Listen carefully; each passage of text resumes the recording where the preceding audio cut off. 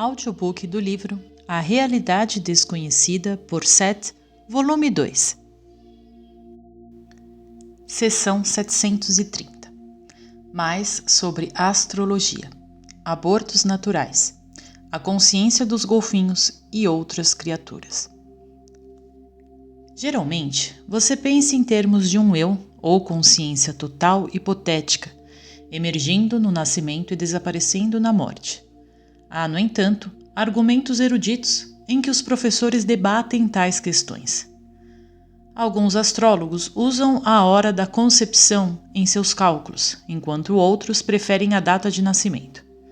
Várias religiões decidiram que a alma entra no feto em sua concepção, enquanto outras argumentam que a consciência não pode ser considerada uma alma humana até algum tempo depois, pouco antes do nascimento.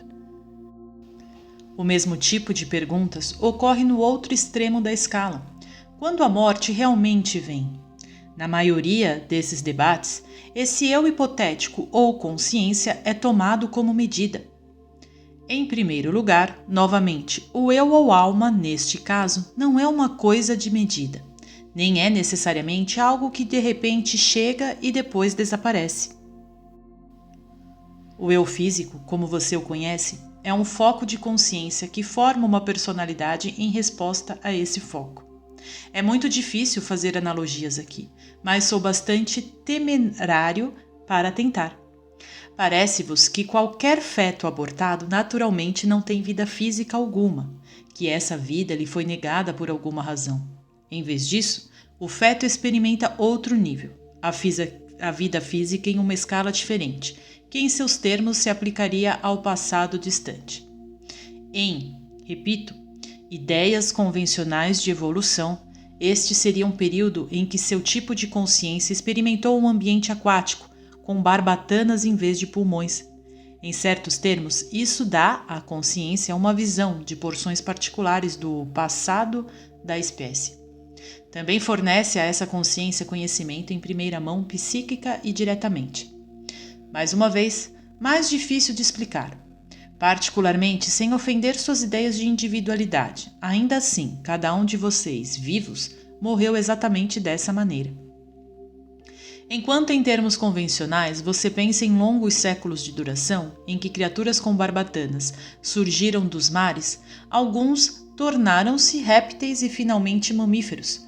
Muitos não fizeram essa jornada, mas caíram ao longo do caminho. Então, nesses termos, e seguindo essa analogia, a psique faz o mesmo tipo de ajustes e mudanças de vida. Cada um de vocês existiu muitas vezes, então, como fetos vivos, não o fizeram. Não necessariamente porque você não queria nascer, mas porque essas experiências eram em si legítimas e, em seu estado atual, estão escritas na memória de seu ser físico. Agora, isso não significa que sua personalidade, como você a conhece, estava muitas vezes presa dentro de um útero destinada a morrer lá, ou que um eu hipotético completo não nasceria. Significa que a arqueologia de sua psique, como está fisicamente focada, carrega essas experiências. O eu não Estou procurando uma boa analogia.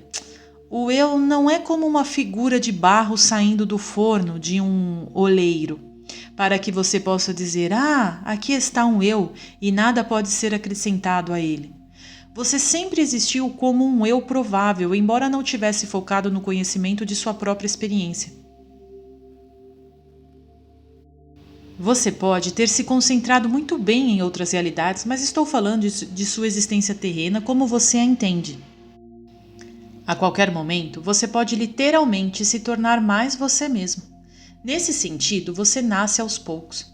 Em certos termos, você descartou porções de si mesmo, então você morreu aos poucos, mas os dois, o vivo e o moribundo, ocorrem ao mesmo tempo. Até certo ponto, o que você é estava latente no feto, mas não há um ponto em que a plena consciência da alma penetra na carne. O processo é gradual. Em termos físicos, começa antes de seus próprios pais nascerem. O mapa dos acontecimentos no momento do seu nascimento é como um pequeno instantâneo do quintal de alguém à tarde. Aqui nesta analogia, toda a personalidade terrena pode ser comparada ao mundo. Agora, desde que você faça suas deduções de acordo com essa imagem, haverá correlações que se aplicam, mas apenas para essa pequena área específica. Em seus termos, a pessoa ao nascer é afetada por condições multidimensionais e a posição coletiva dos planetas é apenas uma indicação muito minuciosa das outras realidades envolvidas. Hubert está correto.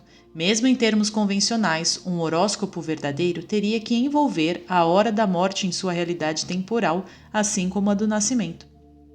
Seu foco de atenção forma limites que os predispõem a acreditar em um ponto em que sua consciência emerge como você entende, e um ponto em que ela não é mais eficaz ou morre.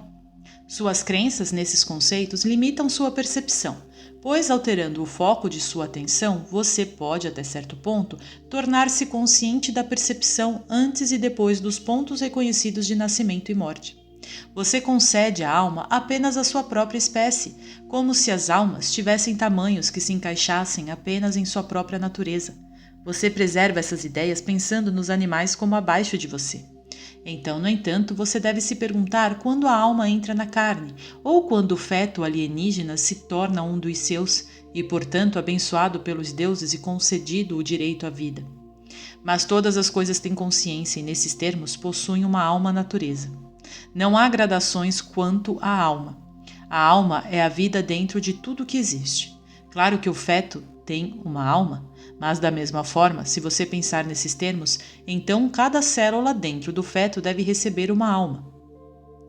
O curso de uma célula não é pré-determinado. As células geralmente são muito cooperativas, principalmente porque formam as estruturas do corpo. Mas o corpo é um contexto que eles escolheram experimentar. Ao se realizarem, as células auxiliam sua própria existência, mas em uma estrutura que escolheram. Eles podem rejeitar certos elementos dentro de suas existências, porém, mudar seus rumos ou mesmo formar novas alianças. Eles têm grande liberdade dentro do que vocês consideram a estrutura de sua realidade.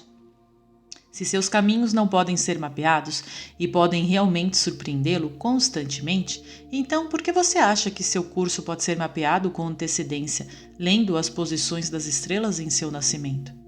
As células não são inferiores no que diz respeito a vocês, embora façam parte da estrutura do seu ser físico. Eles não são ainda menos conscientes. Eles são conscientes de uma maneira diferente. Não há necessidade de romantizá-los ou pensar neles como pessoas pequenas. Mas cada um deles possui uma consciência altamente focalizada e uma consciência de si mesmo. Você gosta de pensar, novamente, que apenas sua própria espécie possui uma consciência de sua própria individualidade. Existem diferentes tipos de individualidade e uma infinita variedade de maneiras de experimentar a consciência. A título de exemplo, parece-vos que os animais não refletem sobre a sua própria realidade. Certamente parece que uma célula não tem conhecimento objetivo do seu próprio ser, como se fosse sem saber o que é ou sem apreciação de sua própria existência. Você está muito errado em tais deduções. Nem há necessariamente gradações nas quais um tipo de consciência progride em termos rígidos de um estado inferior para um superior. Qualquer célula tem uso prático de habilidades pré-cognitivas, por exemplo, que escapam de você, mas muitos de vocês atribuem tais habilidades a almas superiores. Cada tipo de vida tem suas próprias qualidades que não podem ser comparadas com as dos outros e que muitas vezes não podem ser comunicadas. Tudo isso pode parecer ter pouco a ver com a natureza da reencarnação, como você pensa, ou com contrapartes como eu as expliquei. No entanto, é vital que você deixe de lado os velhos conceitos do eu e da alma antes que possa começar a compreender a liberdade de sua própria individualidade. Esta noite, Hubert leu algum material sobre golfinhos e baleias. Continha fortes indícios de que essas criaturas são gênios, possuindo a capacidade de pensamento abstrato em alto grau. Esse é realmente o caso. Agora, os golfinhos lidam com uma dimensão inteiramente diferente da realidade. Ainda não há nenhum método de comunicação que possa permitir que você perceba seus conceitos de individualidade ou sua visão coletiva de existência. São indivíduos sensíveis e autoconscientes. Eles são altruístas. Eles entendem a natureza da relatividade e têm maneiras diferentes de transmitir informações aos seus jovens. Eles não são superiores ou inferiores à sua própria espécie, eles simplesmente representam um tipo diferente de individualidade. Agora, há alguma relação, pelo menos em termos de nossa discussão, entre a realidade dos golfinhos e a realidade do feto. Em seus termos, o feto vive em condições primitivas, que lembram os períodos do passado da espécie. Relaciona-se à sua maneira com o seu ambiente. Agora, para algumas consciências, isso é suficiente. Em seus termos, novamente, para cada um de vocês foi suficiente. A alma não é uma unidade definível. Em vez disso, é uma qualidade indefinível. Não pode ser desmembrado ou construído, destruído ou expandido, mas pode mudar de filiação e organização, e suas características permanecendo sempre em si. A alma dentro do feto não pode ser destruída por nenhum tipo de aborto, por exemplo. Seu progresso não pode ser mapeado, pois sempre escapará desses cálculos. Sua história está no futuro que sempre cria o passado. Fim da sessão.